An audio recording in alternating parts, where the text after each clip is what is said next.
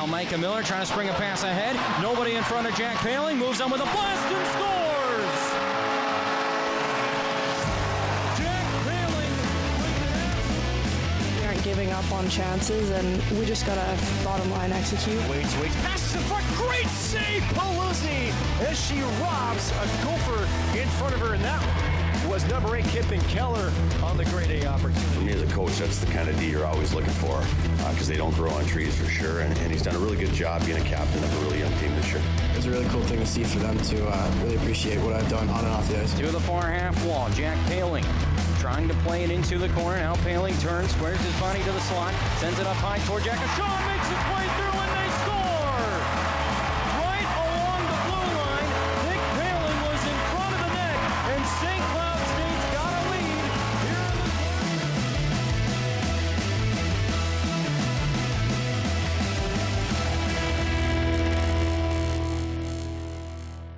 Episode number 51 from the Huskies Warming House podcast. I'm Noah Grant, joined alongside my co-host Nick Maxon. Nick, we've got a lot to get to today.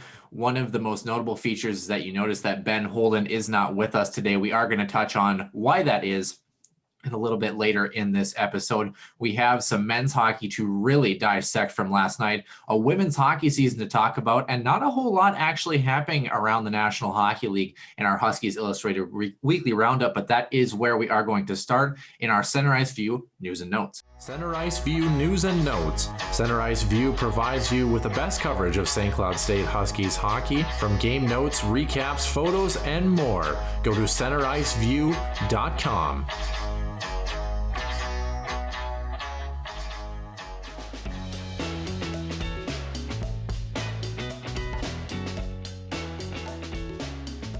And once again, as we start in the NCHC conference, St. Cloud did not have the start that they were looking for against the Bulldogs. And as a result, they have yet another week to find out where it's going to end up in the final seeding in the NCHC standings. Omaha did lose to North Dakota, and the Huskies can finish no worse than third as the result, but it came out flat in a 4-1 loss against the Bulldogs on Saturday night. St. Cloud needs just a single point in the final game against the Bulldogs next Saturday to clinch the number 2 spot in the NCHC conference, while Duluth would need an outright victory in regulation to steal the number 2 slot, forcing the Huskies down to third. Western Michigan and Miami are battling with a pair of games, while Denver and Colorado College in the Battle of the Panhandle have 3 contests left, and the results of each will determine the seedings for 5th place through 8th for the NCHC tournament. And 5th place through 7th place in WCHA hockey news means that those teams are done on the women's side in St. Cloud State women's hockey news. They did nab that 6th place with a pair of wins in Bemidji this past weekend, a 3-2 overtime win on Friday, and a 4-1 victory on Saturday. Yanina Newland buried that game winner in game number 1, and Laura Kluge tallied the marker in night number 2 to end her senior career. The Huskies finished the regular season with a .325 winning percentage, and it is the first time since 2016 that they have been over 300. They finished the regular season with a 6-12-1 record, and Wisconsin took care of Duluth to win the WCHA conference on Saturday as well. St. Cloud, like we mentioned, does end their season, while Wisconsin, Minnesota, Duluth, and Ohio State will face off March 6th and 7th in the WCHA final face-off to start the playoff season. Let's switch gears over to the National Hockey League, Noah, as it has adjusted the schedule for another 31 NHL contests due to cancellations largely related to COVID-19. Although since the Minnesota Wild have come back from their spell with COVID-19, they've looked red hot in their return to the ice. The Wild had grabbed their 6th win in a row last night on Hockey Day, Minnesota, beating San Jose, Colorado by a combined score of 12-4 before beating the Kings by a pair of games, 3-1 on Friday and 4-3 in overtime again on Saturday. Matt Dumba did get the game winner with 0.2 seconds left in overtime to cap off Hockey Day Minnesota 2021. And it marks the first overtime game on HDM since Elk River native Nate Prosser had the same game-winning overtime goal against Dallas in 2014. And the Wild now will travel out west with 2 games against Vegas before back-to-back nights in Arizona. Otherwise, Nick, there's little news around the NHL this week, and largely the news does involve a slew of injuries that are plaguing teams, especially from the East. The only movement of note is that Montreal Canadiens, they did fire their head coach, Claude Julien, despite going 9-5-4 to start the season. Julien was hired by the team in February of 2017 after spending over a decade with the Boston Bruins. Assistant coach Kirk Muller was also relieved of his duties in the move, and Dominique Ducharme will serve as interim head coach until the end of the season. Montreal has announced that then they will start looking for a new head coach, or Dominique may get the call as well. In injury news, Pittsburgh's Jason Zucker is out long-term with a leg injury. Buffalo's Jake McCabe will miss 6 to 8 months with knee rehabilitation, apparently sources say in both knees. Boston defenseman Jeremy Lauzon will be out for a month with a broken hand. Columbus goalie Elvis Merzlikins will miss a week with injury. And Toronto will miss a pair of players. Austin Matthews is day-to-day with a wrist ailment. Plus, Jake Muzzin has a broken bone in his face. In the West, St. Louis was hit hard with a pair of injuries as Carl Gunnarsson suffered a season-ending knee injury, while defenseman Colton Parayko is out indefinitely with back issues. Finally, in some more positive news on the injury side, Swedish goaltender Henrik Lundqvist returned to the ice for the first time since undergoing open heart surgery 2 months ago. While he said he is excited, the 38-year-old netminder also stated he is months away from a decision to return to the NHL or not. And welcome into the bulk of CenterIceView News and Notes. Like I mentioned, I'm Noah Grant, joined alongside Nick Maxon. And we did mention also Ben Holden is not with us. And Nick, it's some bittersweet news regarding Ben here. It's sad that he's not with us, and it's also good that he's not with us. Nick, do you want to fill our listeners in on why we might not see Ben Holden for quite a while at least? Sure. Ben is getting some offers with some broadcasting companies. I'm not going to go into too much detail. I don't know if it's on our position specifically to make that announcement on his behalf, but some good things are turning up for Ben professionally. Obviously, some paid gigs, and with that, a little research time. Some are centered around the college hockey landscape, some are not. And when it comes out to you pretty quick, I know you and I, when we do broadcast for KVSC, there's a lot of preparation work that goes into, a broadcast, and especially if it's, not trying to give things away, but maybe not necessarily some teams or some leagues you're not familiar with. There's a lot of, research that goes into to make sure you're prepared and sound professional. And so Tim is taking, the necessary time in order to do that. So we are happy for him. Obviously, we would love to have him back on the show, but at least in the meantime, and again, March is a time where a lot of things are wrapping up, especially like winter sports. A lot of playoffs are coming up. Again, for the Huskies men's squad, the NCHC Frozen Face-Off is coming up. Also, the NCAA tournament, as long as they get a bid, which it sounds like they should. So for Ben, we're very happy for him in that news. Again, at some point, I'm sure he'll make a public announcement on Twitter or some other outlets exactly what he's up to. But at least for the foreseeable future, he'll be absent from us. And again, it's a happy thing, and we wish Ben nothing but the best of luck in his new endeavors. Yeah, well said, Nick. I think the one thing to kind of touch on here, because it's weird. It's like we're saying goodbye to him, but not saying goodbye, but we are saying goodbye. It's kind of odd.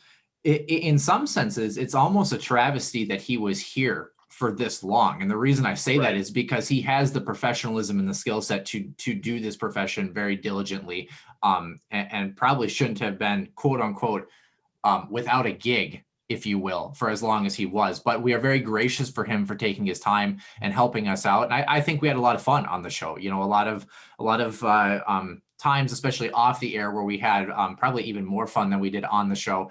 And I just, I want to almost like thank him for being able to take the time and give us the time, because we are in some senses still the little guys in the field, and for him to kind of just up and go and say, yeah, I would love to be a part of what you guys are doing. It really changed kind of the dynamic in the landscape of our credibility and what we get to do to bring fans Huskies hockey and NCAA hockey. So we're really appreciative of his time, and we also respect his time and understand that he does have those priorities related to his career, and we wish him the best of luck, and hopefully we get to hear from him again soon. Well, and I think that's one other thing that we need to point out too, is that, he did make it clear that, if things do, calm down and stuff, that he would absolutely come back, and you and I both know it's almost like finals preparation, for us students, right? It's just, you do, what's necessary to get things done and to be successful. And for him, that's what he's essentially going through, speaking from a student's perspective.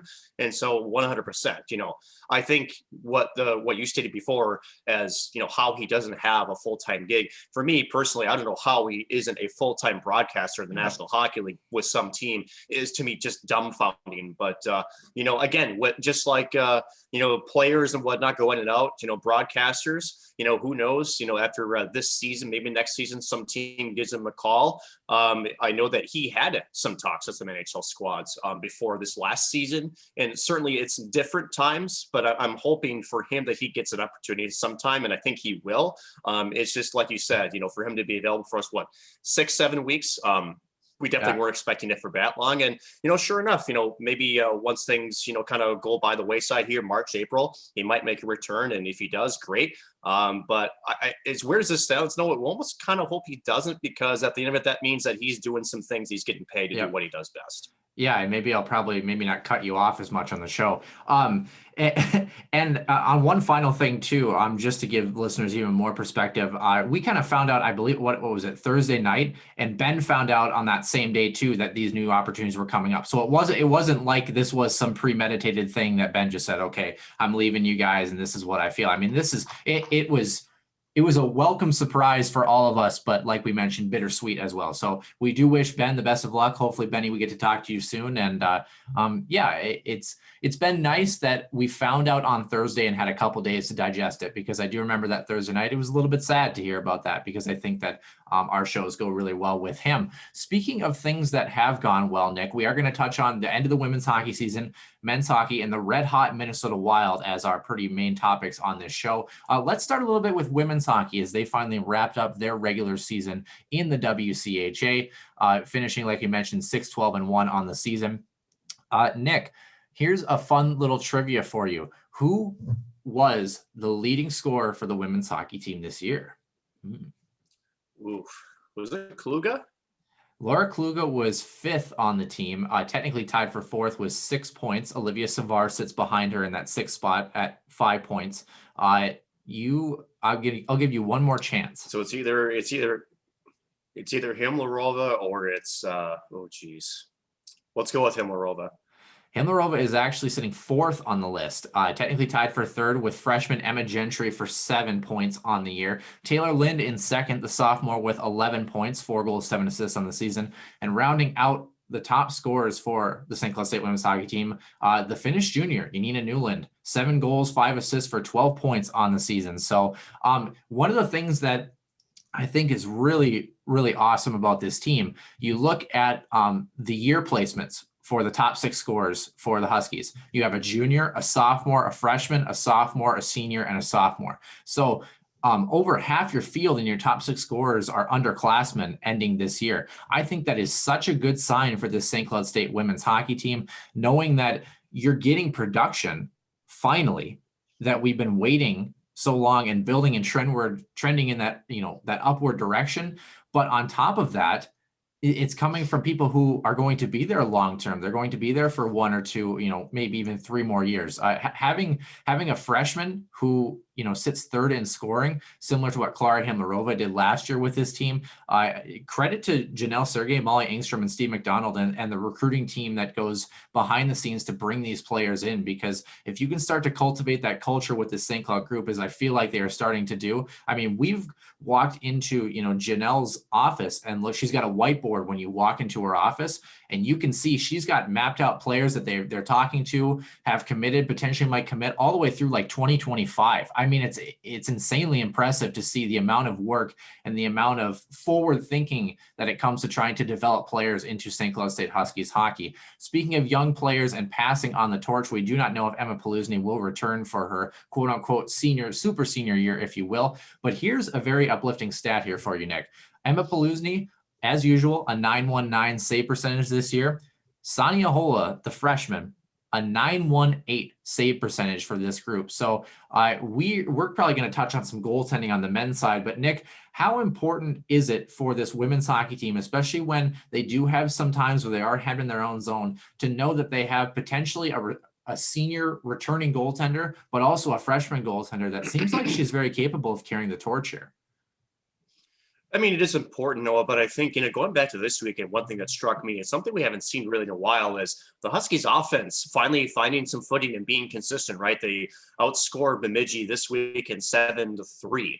And I think at the end of it, they've relied on their goaltending, quite a bit over these last few seasons. And at some point, I mean, you have to, get that trend the other way. And I think, as great of goaltenders as Sonny Ahola and Emma Polizny, I think if you're the coaching staff and even the players that suit up and put on the St. Cloud State crest, is that you would rather not have to rely on your goaltender as much as they have. Now, granted, this year, Noah, I know we're going to talk about goaltending and maybe some timing issues going into their season as well. But for the women's, this has been such a goofy season in terms of their schedule, a couple of weeks off here and there. They almost had a month off between the first and second half of the seasons.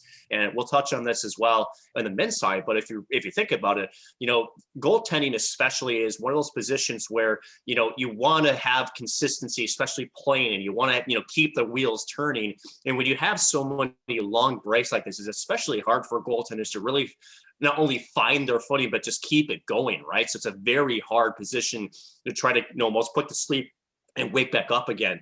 And at the end of it, for the Huskies to come out and have a sweep for the first time since 2016 and to finish off their regular season as they did, it's very promising. However, at the end of the day, too, this is a very small sample size. And as you mentioned, you have to kind of also, find a way going into next season, whatever that looks like. Hopefully it's more back to normal with some really good numbers coming off of vaccine, type takeover, if you want to call it, from this coronavirus. Like to see how this team continues to build. And that's the one thing we thought we would see probably a little bit more on, but there's an asterisk with the season because it's not a normal season. So I think there's a little bit of a pass, and, we certainly hope Emma Polizny returns, but at the end of it, I'd like to see the development of the players that are in front of her trying to put the puck more in the net and the opposing netminder.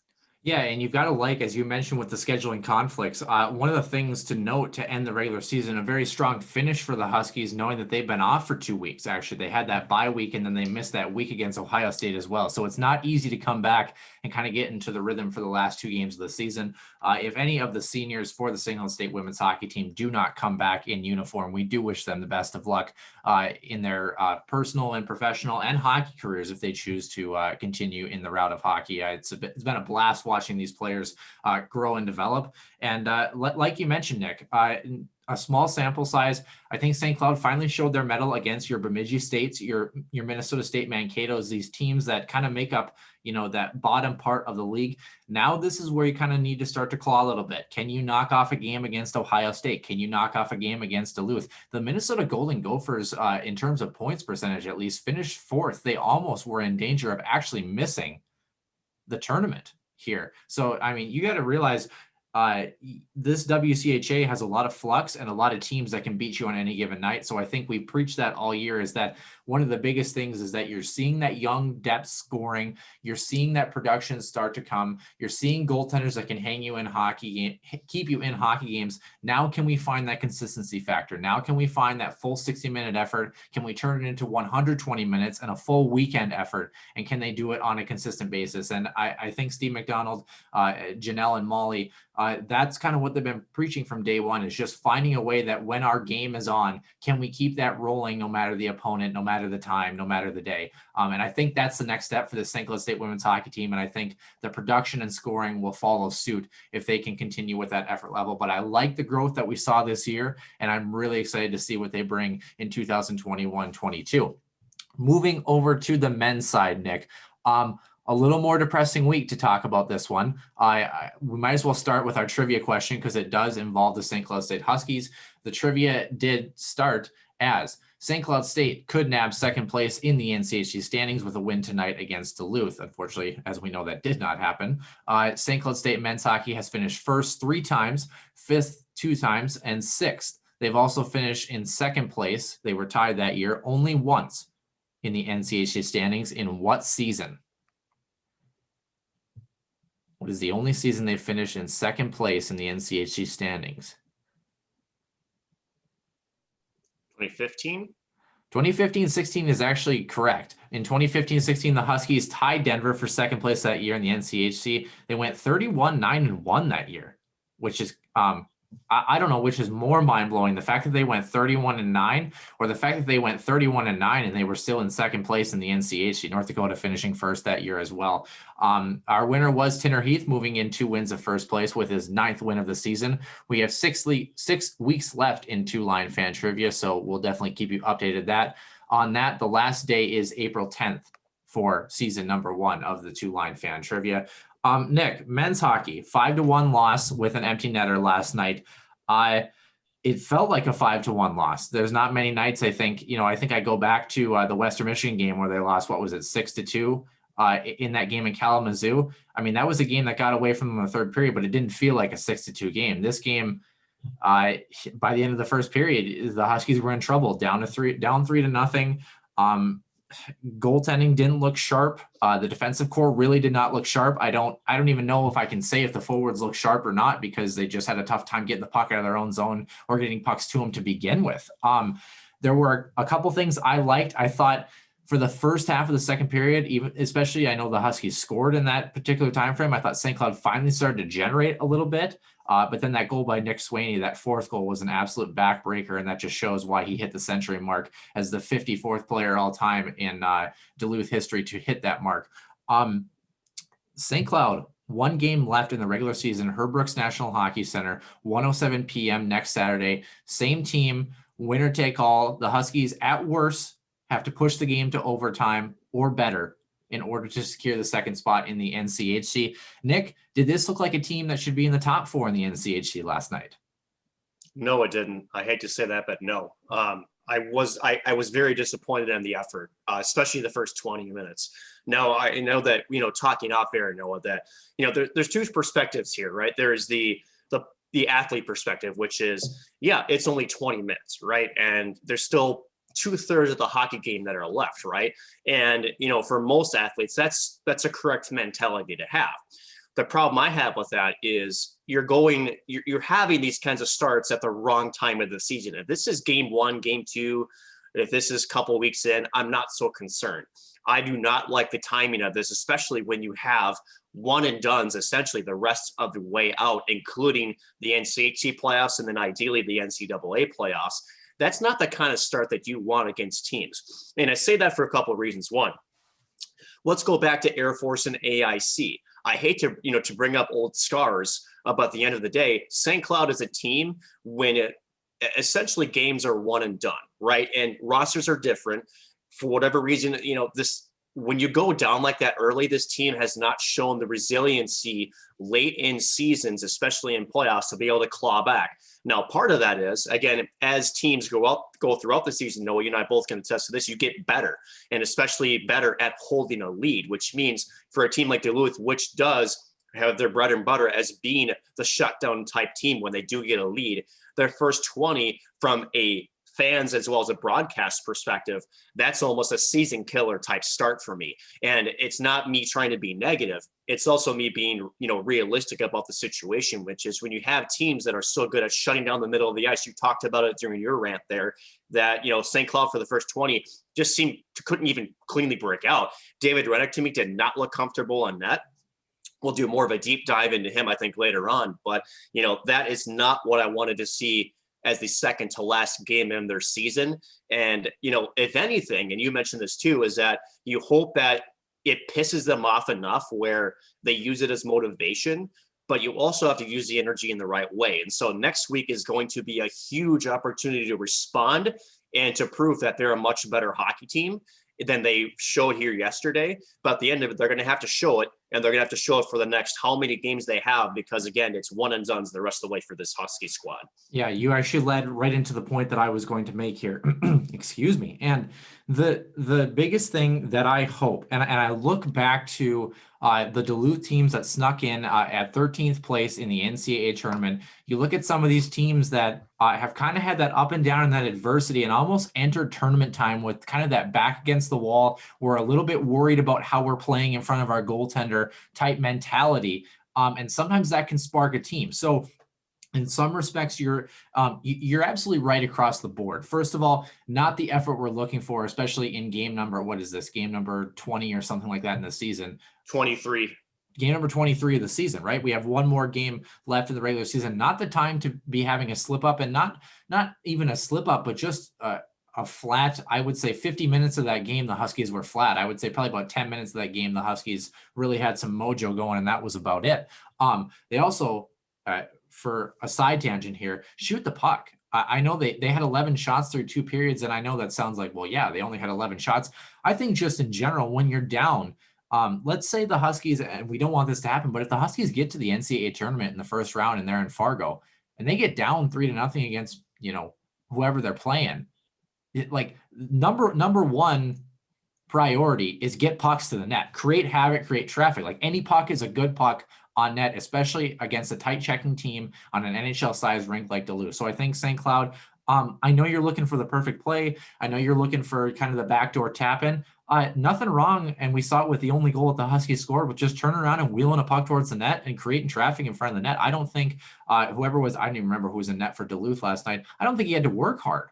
I didn't see too many times where he had to work hard and work for second chance opportunities. They were all one and dones. They were all ending up in the corner. And that's probably even the bigger thing, is we know St. Cloud, when they really start buzzing, they have, one, effective zone time. They're really good at cycling the puck and using their speed, but two, their ability to get the puck either high to low or east to west and just put a puck towards the front of the net or create some sort of cross seam pass or cross seam opportunity. That's the Huskies' bread and butter in their MO. We just didn't see that last night. But like, going back to my original point, you hope that this is the spark for the St. Cloud State team that pushes them, like you mentioned, to the one and dones the rest of the year. One game left in the regular season, second place or third place in the NCHC. We're going to decide that next week. NCHC playoffs coming up. One and dones all across the board through that. You have to win 4 games to win the NCHC tournament. After that, tournament time. You have to win 4 games to win a national championship. St. Cloud, this is their last opportunity to have a slip up. And I, as you know, Nick, I am forever the optimist. And it's not over till the fat lady sings. But the fat lady was warming up her pipes after the first period last night, and we can't have that for the St. Cloud State group. And part of that goes back to a mental aspect that you and I talked about off the air, and it does involve David Rennick. And I thought about it last night, and you're right. You're right about how even implications before game time actually starts can have a really big impact on the way the team performs. And to be honest, Nick, as you're going to allude to when I hand you the torch in 5 seconds here, Jackson Castor might be the starting goalie for the rest of the season. He should be. And at the end of it, you talk about coaching strategy, right? Sometimes it's not so much that it's a knock on the goaltender, which in this case it sort of is, because Rennick was fighting the pucks all the entire minute he was in. You could see that even those long wrist shots that were on his glove side, he wasn't catching them clean. He definitely looked like almost he was panicking. He was almost trying to do too much. And I think this Husky team, and when you talk about teams that want to secure a spot, that see a goal, they know they can obtain it. It's almost like, again, you can either rise to the occasion, or you can let that creep into your head. And to me, it almost looked like that crept in the head of David Rennick. Now, as we talked about off air, just to give the listeners a little bit of insight, when you're a player, you can almost get a feel for the goaltender of where he's at, even in warmups. We've actually talked to a couple of former Husky players just in goaltending in general, not necessarily somebody specifically, but you can tell when a goaltender's locked down even in warmups. If I'm shooting the puck on a goaltender in warmups, I know I'm confident with my shot, and I'm picking corners. That's one thing, right? However, if I'm putting it right into his glove and he's fighting it off or he's missing it, that gets in your head a little bit. And as a defenseman, as a forward, you're going to play defensive structure differently. That causes more breakdowns. You're not trusting the goaltender, you're not trusting your teammates. That is a very negative spiral that can happen early in the game. Now, was that the case last time against Duluth? We don't know. But certainly from my eyes as a trained, hockey mind, David Rennick did not look great in net. He did not look calm. His rebound control was great. And again, when you fight pucks, going to your glove side that you're not catching cleanly, that to me was red flag number 500. And for Brett Larson, he has a decision to make, Noah. I think, at the end of it, you want this team to respond. And you also kind of want David Rennick to feel a little bit of heat, right? You almost want to say, hey, Jackson, this is your net. And if I'm Brett Larson, now, if I'm the head coach, not only do I start Jackson Castor next Saturday, I'm also starting him game 1 of the NCHC playoffs. And the reason why I say that is, if I'm David Rennick, yeah, you want a chance to rebound, but almost piss him off a little bit. Give him an edge. Give him something to say, hey, that's my net. You know, why are you setting me for 2 straight games? A goaltender that's pissy and trying to prove themselves. Let's look back on the NHL. Jordan Bennington, Devin Dubnyk when he was first traded to the Minnesota Wild. These are goaltenders that thought they were in different spots. They got an opportunity. They ran with it, right? We talk about it in hockey all the time. A hot goaltender sometimes is the X factor. I'm not sure if that's the recipe for success for the Huskies, because certainly last night's effort was not all on goaltending. But at the end of it, it can help create a spark, and maybe that's one way to do it, Noah. Yeah, maybe let's not pull a Jordan Bennington, Devin Dubnyk, and throw fisticuffs though in the NCHC tournament. But to your point, Jackson Castor, here's the beauty of that argument. Let's say you put Jackson Castor in next week, right? Because David Rennick's been the guy. We know what we are or aren't going to get from David Rennick. We've seen all sides, the plethora of David Rennick's game this year. Jackson Castor, if Jackson Castor comes in, plays well on Saturday, plays well in the NCHC tournament, now you start having a 1A, 1B tandem where it's like you ride the hot goaltender. If Jackson Castor lights the world on fire in the next 2 weeks, that's his net. And Dave Starman alluded to it very, very well. David Rennick, very happy guy, but you see some of the best goaltenders in the league. They're not happy individuals. They're not talkative individuals. And that's not a knock on David. That's just David's personality. But some goaltenders just need that mental edge, and maybe you need to find a way to spark that in David. You know, the other piece of this too, you talked about warmups. The casual fan will say, okay, let's say I go to Grand Forks. I somehow was able to get a ticket, even though they opened it up early to UND fans in Ralph Engelstad Arena. Kind of uncool, but anyway, so right. Shocker, right? You're sitting in your exactly. Money is money. So you're sitting and watching the Huskies warm up, and who's ever starting that night, you see them, they're struggling, they're fighting pucks, they're not stopping a lot of pucks, they're not catching things in their gloves, they're not keeping things to the outside, and you go, oh no, this is AIC all over again. What is going on here? What do we do? What does this team need to do now that they know that their goaltender is rattled? What's going on? Here's the kicker. So I agree with your theory because largely it is correct. However, I've seen times where we've had goaltenders who their warmups have been extremely poor and they go out and pitch a shutout. How does that happen? I think as a goaltender, like any goaltender will tell you, they'd rather have 40 shots on them that night than 4. Just because it helps them track the puck and helps them feel comfortable with their movements. So a couple of things need to go into account to have a bad warm-up turn into a good goaltending performance. Number one, as we alluded to, team defense and just playing the same structure that you're accustomed to. If you start switching a structure up on a goaltender, their reaction and their movements do not play into the structure that they're used to having in front of them.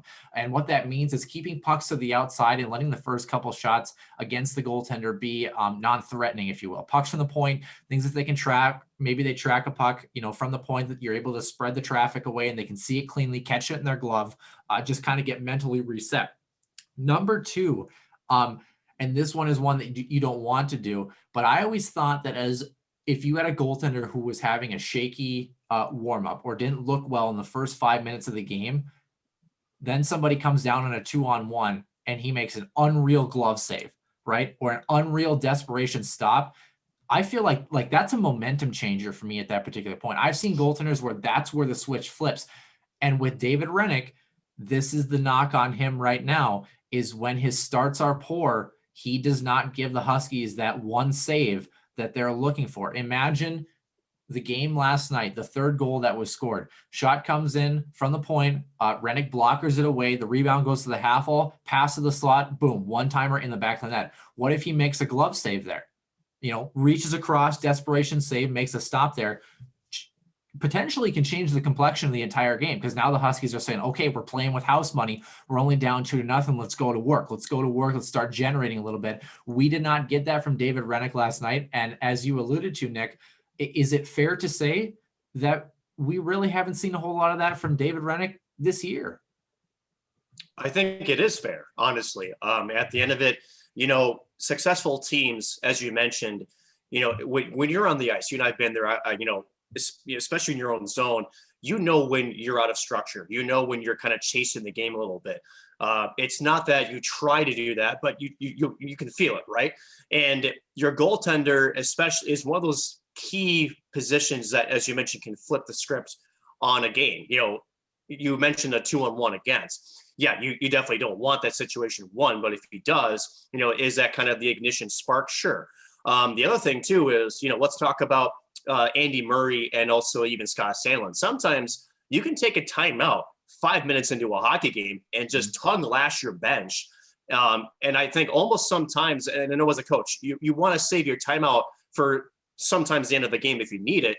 But oftentimes too, you look at some of these games for the Huskies and you go, sometimes that timeout in the first 2 minutes was probably better than not using your timeout at all, right? Where as a coach, it's a one game. You look at it as one game. And if you're seeing your team reeling, you call a timeout, you get your guys settled down, but then you just unleash hell with your vocal cords and be like, hey guys, do you want to go home tonight? Do you want to dust off the golf clubs? Well, if you do, then keep playing the way you're playing. I don't. I want to go to Pittsburgh. I want to go up to, Fargo and have a good showing. So if you want to do that, let's get your heads out of your, and let's go, Yeah, and at the end of it, and that's fair. And I think that the other piece of this too, and Nick, you and I talked about this off air. We were naming specifically defensive core that we felt played well and didn't play well. And we're not going to reveal that because that's just us talking hockey. I don't know if we could really evaluate the forwards last night because the forwards didn't have the puck a whole lot. And that's not to say that the forwards did or didn't play well. One of the things of note, and you look at that fourth goal, though, I think the Huskies started running around their own zone on the forward side, though, and didn't cover their points very well. You saw that on that fourth goal where you see guys who are, I call it going through the motions, essentially. They're in position, but they're not in position for a purpose. It's like when you're in position, you have to have active sticks and start making plays. But we saw that defensive breakdown a little bit. Again, does that go back to maybe being nervous about your goaltender? Maybe, maybe not. But this defensive core kind of reverted back to what we saw about 3 weeks ago and did not look strong again. And that's something that you're not going to want to look for. Here's something that I want to posit to you, Nick. And I kind of thought of this on the fly, so it might be an absolute dumpster fire. We'll have to see. But I was thinking about where does this St. Cloud State team sit? And what I mean by that is when we had Dave Starman on a couple weeks ago, we asked him the question, when you look at St. Cloud State's roster, do you feel this is a team that can compete for a national championship? Now, he said yes. Nick, I think you and I are in agreement with the goaltending issues that we're seeing right now. We don't see a goaltender that has taken the mantle late in the season right now. I don't know if we would characterize this group in that upper echelon simply because they're going to have to rely a lot right now on their offensive production to push them through. If they get another goaltending performance like the one we saw last night, you're going to have to see Vieti Mietin and Yami Kranila, Nick Perbix, those high-flying Sam Henches, pot a couple of goals to keep the team in the game. And when the offense runs dry, you need to rely on your goaltender. So I think that you and I would hesitate to put them in that upper tier of NCAA play, even though they did come in at 6 in the USCHL polls. So Nick, I want to kind of touch on that a little bit. Let's put the upper tier teams. I feel like the Huskies are in that next tier, that middle of the pack NCAA tournament bubble, if you will.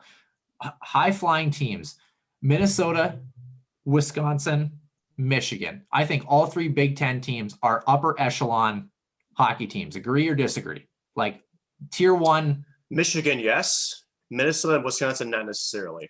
17-8 and 19-5. I don't care about the record. I care about, because here's the thing, if I play CC 17 times, I'm going to have a pretty damn good record, pardon my French. My thing is Wisconsin has defensive liabilities. Minnesota can score quite a bit. But I'm worried that they haven't really played the type of teams with structure that, say the NCHC teams have played. To me, the upper echelon teams to me are North Dakota, Michigan, and Boston College. It's those three and those three only. Okay, what about Minnesota State? Minnesota State, again, the WCHA. To me, Minnesota State is kind of like a 1B, only because, they have arguably, one of the best goaltenders in all of college hockey in Dryden McKay. He's kind of their X factor. But again, with the WCHA and some of the teams that they have to play, I'm not quite sold on, if they have to play a team like North Dakota or Michigan that has, sort of the same run and gun style, can they keep up with them? They've shown in years past that they can. To be honest with you, I haven't seen quite enough of them. And to me, with that conference being the WCHA and the competition within that, I hesitate to put them in that upper echelon just as of yet. Okay. So then last one, does Quinnipiac fall into that category? Yes or no? No. Again, Quinnipiac, out east, they're one of 4 teams that are playing their entire conference. They played a lot of non-conference games. Again, we've shown that they have had great teams in the past. They've got great coaching. But again, this season is so weird. So when I talk about teams like Minnesota, like Wisconsin, like Mankato, and then again, Quinnipiac, it's not necessarily that, they can't be there. But again, it's, with the lack of competition that they're playing and also within their own conference, when you're not playing outside of your own, teams that you normally play, it's hard to really get a measuring stick against them. So, it almost opens up a blank field this year for the NCAA tournament, which is good, okay, to a sense, because that means. So then maybe let's go this direction. I would even throw maybe BU in there as the 4th team in your top 4 teams, because they're 10-3 this year. So I think BU, I would throw BU in there. And BC in there. Okay, so we got and this is totally off the cuff, people. So Michigan, University of North Dakota, BC, BU. Those are our teams that are probably the favorites potentially to win a national title this year, or your tier 1 grade A teams. Second list, I got to say Mankato. I got to say the University of Minnesota, Wisconsin. Wisconsin will be there. Yeah. And this is kind of maybe more my point here is St. Cloud even maybe not in the argument as a top 8 or a top 10 team in the NCAA? And this is where I kind of just want to work through the list and see right now, where do we feel the Huskies are? If you went by traditional pairwise, which is an absolute mess this year, St. Cloud came in at 13 and Duluth came in at 21, and they're separated by a win right now. So, yep. That changes a lot of things. UMass 13, 5-3. Do we put them in that second group? Would you say? You can. I would put UMass in the second group. Yep. All right. So that's you got pretty much. I would say that's your top 8. Yeah, you got 3 teams from Hockey East. Okay. WCHA Bowling Green 18-8-1. Do they fit in that? Do they still fit in that second tier? They're tertiary to me. Bowling Green. They're tertiary. So okay. To me, that's where St. Cloud ends up with Bowling Green, is teams that have that potential but haven't shown the consistency enough against some of those other upper echelon teams or competition to really separate themselves as anything but second or first in terms of where they would rank. Okay, so fair to say, okay, we've got our top 4, our next 4, then Bowling Green, and then fair to say number 2 in the NCHC, whoever that may be. Yeah. In that spot. Okay, I'm just going to put number 2 in the NCHC. After that, okay, so we've got Bowling Green and number 2 filling out the 9 and 10 spots here. Does whoever is number 3 in the NCHC get the bid over a team like Michigan Tech or Lake Superior State? At Michigan 17-8, Lake Superior is 13-5, or are those residual teams that don't fit in that group?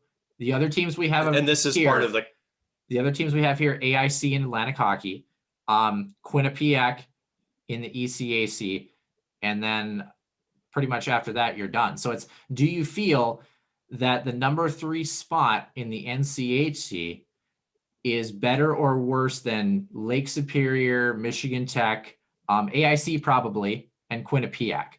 I do, actually, and here's why: the competition you're playing. I mean, again,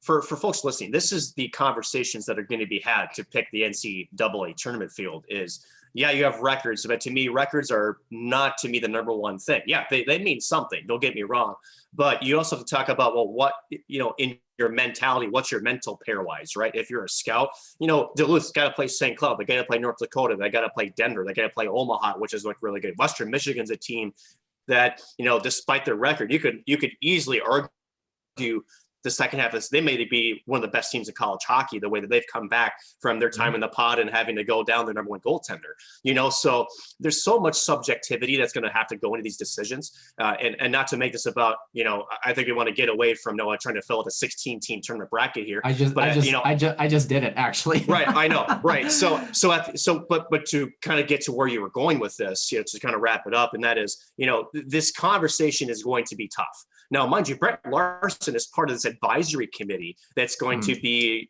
essentially putting their thoughts into who should be part of this. Again, there's going to be other people, too, scouts and whatnot. But this is how tough this is going to be. And it's very difficult. So for people who are watching the YouTube page, I just wrote down the teams that I kind of put them into brackets of 4, if you will. And that's a big question, and talks about, I think, as we're going to get to this point here at Nick, how big this weekend and potentially the NCHC playoffs are in terms of building momentum. But not only that, putting yourself in a really good spot to just kind of solidify your entry into this tournament. As we know, conference champions are likely in the field of 16 regardless. It's auto bids. Yeah. The only team, their auto bids, the only team that's always a question mark is probably Atlantic Hockey, just depending on seeing where they're going to end up, is usually their auto bid. Usually if you win the Atlantic Hockey regular season championship, you also have to win the conference championship to punch your ticket into the tournament. That's what I'm trying to say. Okay. Michigan, North Dakota, BC, BU, tier 1 teams. Mankato, Minnesota, Wisconsin, UMass, top 8 teams. That rounds out your top 8.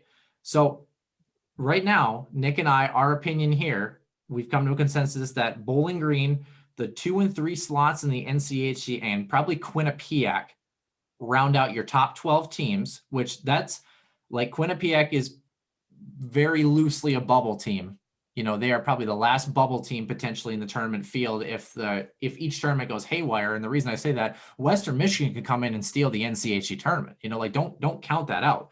Then you've got Michigan Tech, Lake Superior, AIC, and I just put question mark because after that it's like I don't even know for number 16. But that's where it's like, if you're a Huskies fan and you asked me this question, I don't know, a week ago, I would put them in that middle 4, that like 4 through 8 spot, because they were trending in the right direction. They were starting to play well. They were starting to get offensive production. And you think about these one game winner take alls, when you get to tournament time, how much fluctuation you can have on this top 16. And St. Cloud State, who is it? One of our followers, he goes by Mahoney. He said, if St. Cloud State loses the next 2, they miss the NCAA tournament. I agree. I 100% agree. And it's a very, you want to talk about the motivating factor that, and again, we go back to the adversity that has pushed some of these middle of the pack teams to win a national championship. St. Cloud State, with their performance last night, has self-inflictedly put their backs up against the wall. Now, the future remains to see if it's actually a better mix than a team that came in 2018 that didn't play a meaningful game after February 1st. Will this mix create that X factor team that's going to wake this Huskies team up and turn them into a better hockey team? I don't know, but Nick, I'd love to hear your thoughts on, do you think the Huskies are going to make the tournament? Do you think they have it in them to turn the ship around in 1 week? They have a week to sit and dwell on this game against Duluth, which is a good thing and a bad thing in some respects. Do the Huskies make the tournament, in your opinion, based on what you would predict? And that's a very loaded question. It's a loaded question, but I think it's proper to rephrase the question. I don't think you can, the answer is you have to win at least the next 2 games. And here's why I say that. You have to win against Duluth at home. You have to do it in regulation. Because again, you're putting yourself second in the NCAC conference. Not only that, you have to get your swagger back. You have to win at least the first round game of the NCHC playoffs, because at that point, you're in the top 4 of the conference, which means you're back to sort of being the same conversation as your regular season standings are at. And if you lose in the semis to whoever it is, I'm not so concerned.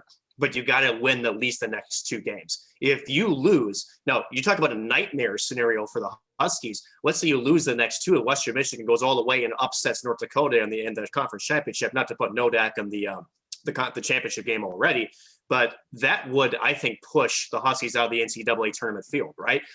It can happen in this conference, unfortunately. This conference, the parity, there's not much, really that separates most of these hockey squads. So you do have to assert yourself and grab the bull by the horns and have that sort of killer instinct. And we just haven't seen that, especially last game. They're going to have to show up at least the next 2 games in order to get themselves in a sure conversation to be in the NCAA tournament field.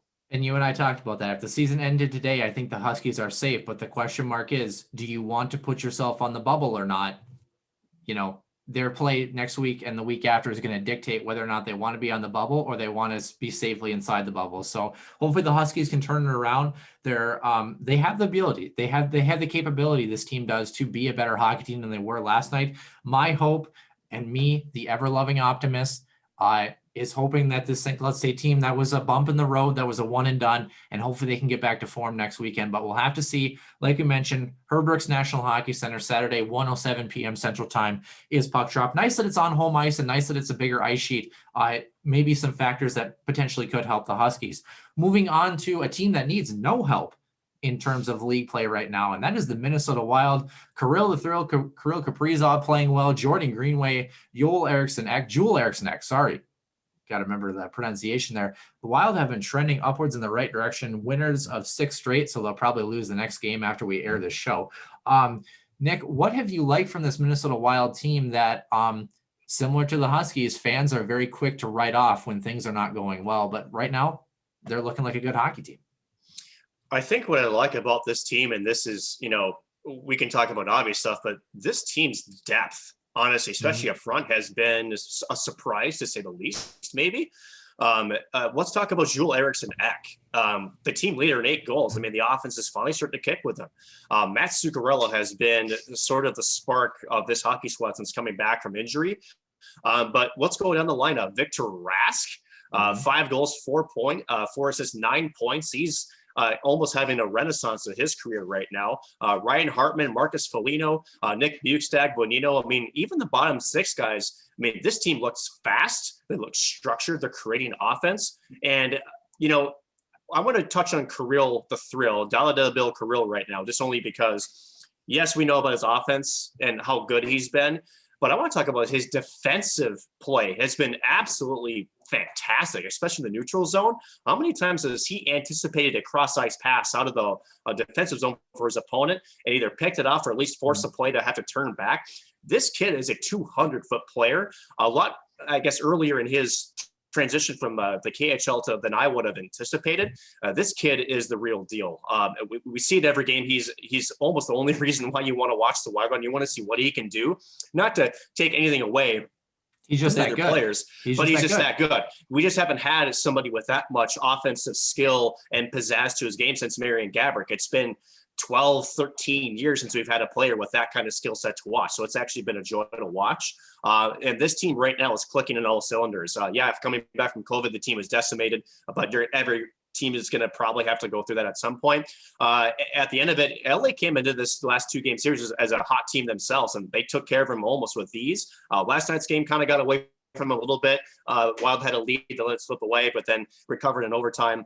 But now they have a bigger test going against Vegas, the number 1 team in the West Division. And all the Wild, how about that? 2nd place right now in the division and riding sky-high momentum. This team right now is pretty fun to watch. Yeah, and exactly the response you wanted after losing a couple games to COVID, because you just never know where this season is actually going to end up. A couple things I want to touch on. First, Kirill Kaprizov, a lot more of a playmaker than I think people realize. Obviously, he has that natural shooting ability, but I really like him on the power play because he reminds me of a guy like probably Nicholas Backstrom or TJ Oshie, a guy that you can put in the middle of the ice, on the half wall, and he's a threat to score, but he's also a threat to draw guys to him and then kick a puck to somebody else and make a really nice pass too. So he's someone that is being watched all over the ice, still makes plays because of that, but at worst or at minimum can be a distractor and set somebody else up on a play. One player that you mentioned here, and our friend Derek Felska is going to like this because he's not a big Matt Zuccarello fan, but I want to talk about Matt Zuccarello. Yeah, he's had a hot start to the season, a point per game player, actually 11 points in 7 games here. Last year, 15 goals, 22 assists, 37 points. in 65 games played, and he was -9 to boot on a Minnesota Wild team that was not the best last year, I would say. I know he's probably overpaid and he's getting older. He's, that is what it is. I actually think Matt Zuccarello, he hasn't overperformed, but I don't think it's fair to say even last year that he underperformed. I think he filled his role out quite nicely. Should he cost $6 million a year? No, but the role that he played his game, he was as advertised for the Wild. It's just his advertised play is not worth $6 million a year. Does that make any sense? Yes and no. Here's the thing about Matt Zuccarello. A lot of, and I know Michael Russo, the Athletic, touched on this. Matt Zuccarello is, native Norwegian, but he speaks Finnish, but he also speaks a little Russian. And that's even something that was a surprise to Russo. And if Russo doesn't know something, that's a surprise, right? So at the end of it, Zuccarello being paired with Kaprizov, two playmakers, and then you get Victor Rask, who has been a pleasant surprise, to say the least. This team, they call them the Euro line right now. Just, I don't know if it's just familiarity with just kind of the style of play, and maybe just it's the luck of the draw. I mean, we talk about line chemistry in hockey, like you and I both know this very well. Sometimes you just throw three names into a line, if for whatever dumb reason, maybe on paper it says there's no way this can work, but for whatever reason it just clicks, right? You just know where each other is at. You don't have to look. You can go head first in the boards, put the puck between your legs, and you can hit somebody streaking down the middle while everybody's coming at you.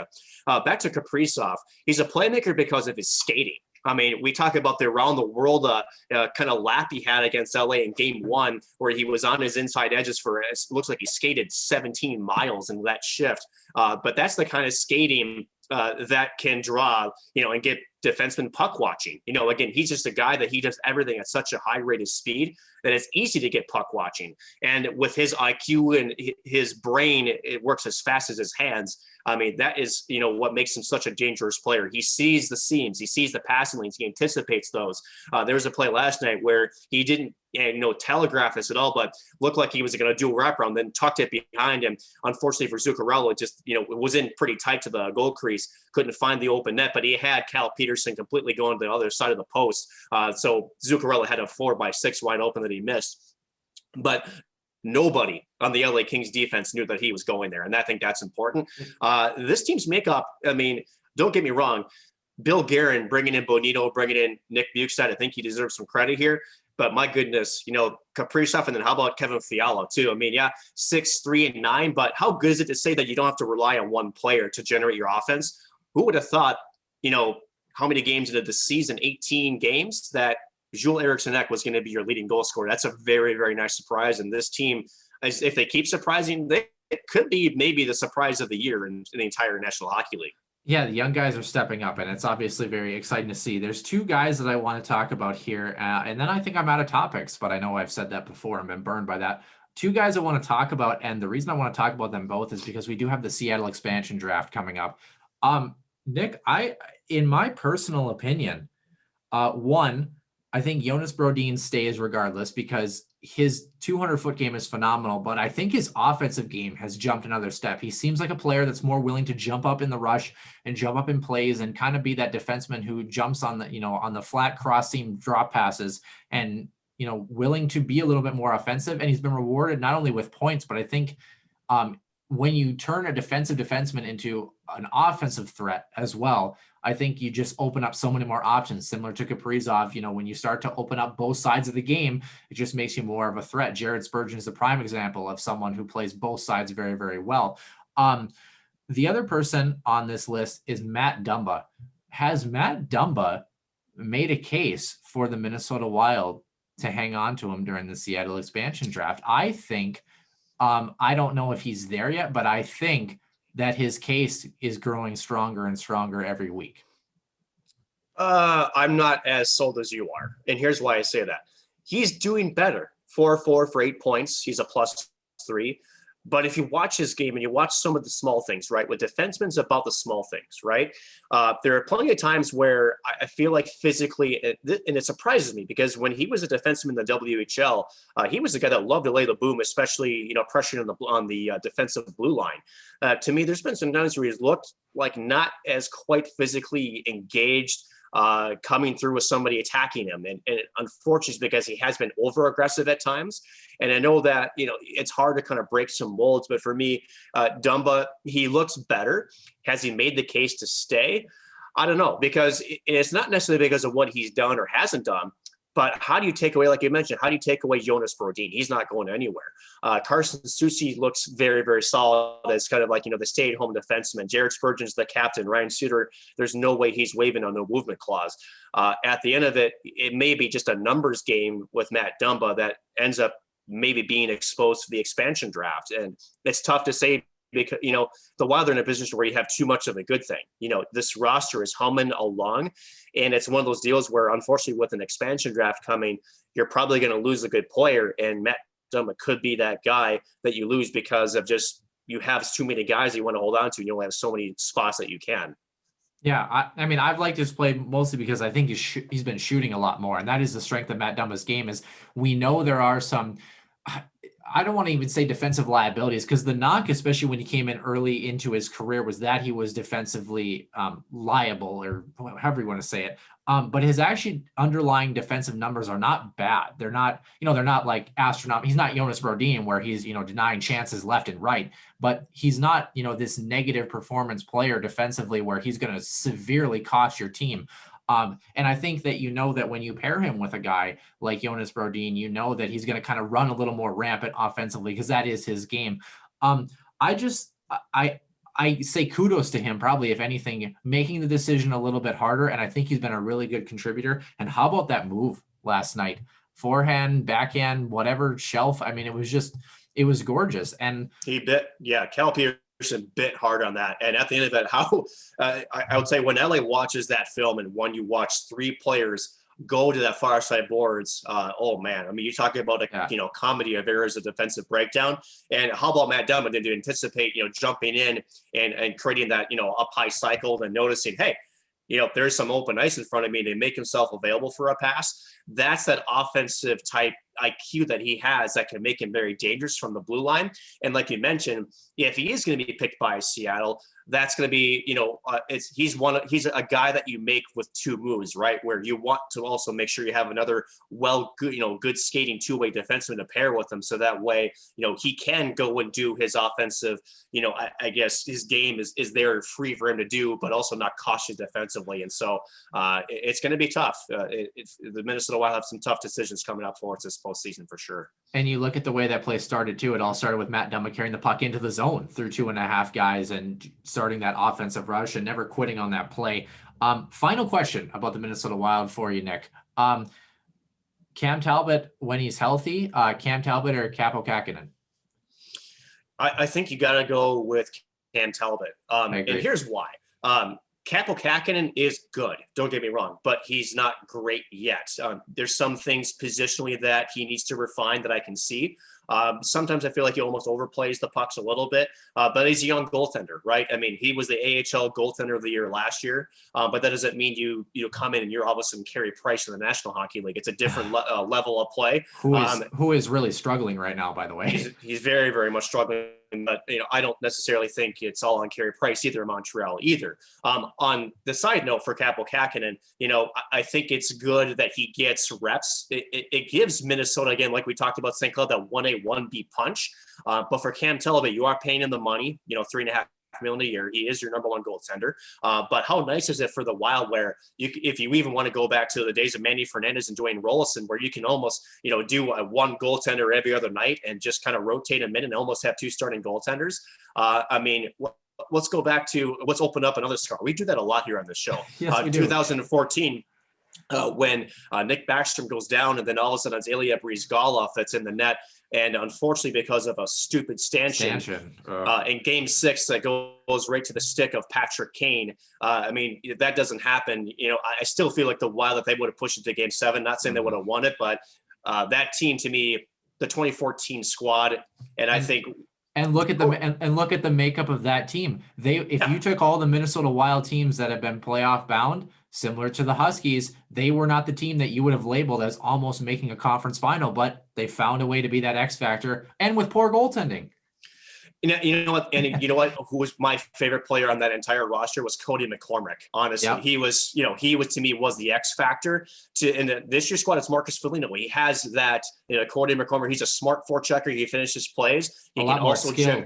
A lot more skilled too. Marcus Foligno, is a guy that people look at his contract and say he's overpaid. I don't think so at all. I think he's worth his weight in gold, honestly, especially what he does both on and off the ice for this squad.